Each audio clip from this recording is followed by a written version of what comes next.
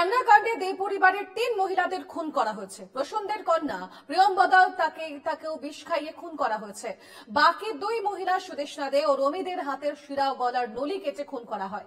ময়না তদন্তের প্রাথমিক রিপোর্টে উঠে এলো চাঞ্চল্যকর তথ্য। খুন করার পর পালাতে গিয়েই দুর্ঘটনার কবলে দে পরিবারের পুরুষ সদস্যরা।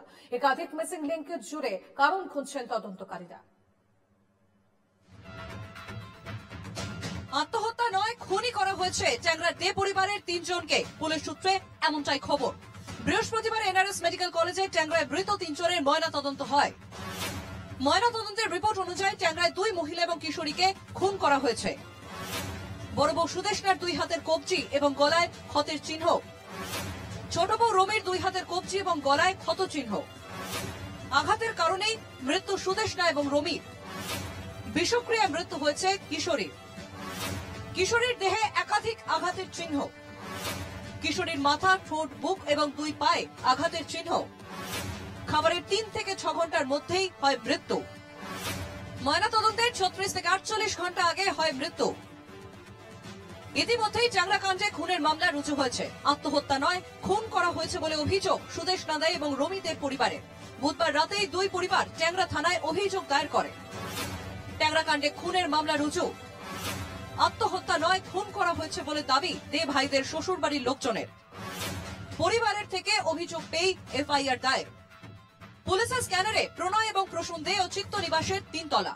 দোতলা, অর্থাৎ দোতলার 3টি ঘরে 3টি দেহ এবং কিশোরীকে পায়েসের মধ্যে যে ঘুমের ওষুধ দেওয়া হয়েছিল সেই ঘুমের ওষুধ খেয়ে সে বেহুশ হয়ে পড়ে।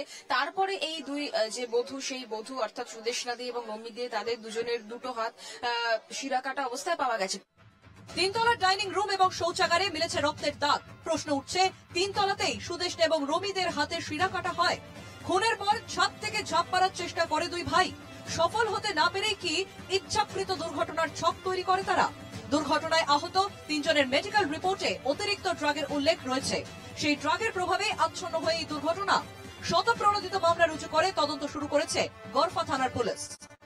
তদন্তকারী অফিসাররা মনে করছেন যে এখানে তাদেরকে খুন করায় তারা এখান থেকে পালিয়ে যাওয়ার চেষ্টা করেছেন। পালিয়ে যেতে গিয়ে দুর্ঘটনার কবলে গাড়ি পড়ে, নচেত তা আত্মঘাতী হওয়ার চেষ্টা করেন। যদিও একটা জায়গায় কিন্তু পরিষ্কার, এই যে 6 জন, এই 6 জনই কিন্তু বিষক্রিয়া অর্থাৎ ড্রাগ জাতীয় কিছু তারা সেবন করেছিলেন বা তাদেরকে খাইয়ে দেওয়া হয়েছিল, এমনটা কিন্তু স্পষ্ট পরিষ্কার। ট্যাংরার বাড়ি থেকে প্রসূন দে, প্রণয়দের ছেলের মোবাইল উদ্ধার হয়েছে। তদন্তকারীদের সন্দেহ যাতে তাদের ট্র্যাক না করা যায় সেই জন্য বাড়িতেই মোবাইল ফেলে রেখে যাওয়া হয়। উদ্ধার হওয়া মোবাইলের তথ্য খতিয়ে দেখা হচ্ছে। কার কার সঙ্গে যোগাযোগ করেছিলেন প্রণয় প্রসূন তা খতিয়ে দেখছেন তদন্তকারীরা। দুর্ঘটনার পর থেকেই প্রসূন দে, প্রণয় দে এবং প্রণয়দের ছেলে বেসরকারি হাসপাতালে ভর্তি। বুধবার প্রণয় দে এবং তার ছেলের অস্ত্রোপচার করা হয়। প্রণয়দের কোমরের হাড় ভেঙেছে। অস্ত্রোপচারের পর ট্র্যাকশন দেওয়া হয়েছে। প্রসূনদের আশঙ্কাজনক অবস্থায় ভর্তি আইসিইউতে। হাসপাতাল সূত্রে খবর, প্রণয় দে এবং তার ছেলের গতকাল অস্ত্রোপচার করা হয়েছে। কিশোরের জন্য 3 সদস্যের মেডিকেল টিম গঠন করা হয়েছে। প্রণয় দে এবং তার ছেলেকে পাশাপাশি বেডে রাখা হয়। প্রণয়দের কোমরের হাড় ভেঙেছিল। অস্ত্রোপচারের পর ট্র্যাকশন দেওয়া হয়েছে। প্রসূন দে আশঙ্কাজনক অবস্থায় আইসিইউতে ভর্তি। ময়নাতদন্তের প্রাথমিক রিপোর্টে খুন পরিষ্কার হতেই তদন্তের গতি বাড়িয়েছে পুলিশ। খতিয়ে দেখা হচ্ছে দুর্ঘটনার আগে প্রসূন দে, প্রণয় দে এবং প্রসূনদের ছেলে কোথায় কোথায় গিয়েছিল এবং কি কি করেছিল তারা। পারিবারিক দ্বন্দ্ব নাকি অর্থনৈতিক কারণ, নাকি খুনের নেপথ্যে অন্য কোনো কারণ খুঁজছেন তদন্তকারীরা। পৃথা দাশগুপ্ত, সুস্মিত মজুমদার, ইন্দ্রনীলদের রিপোর্ট, এনকেটিভি বাংলা।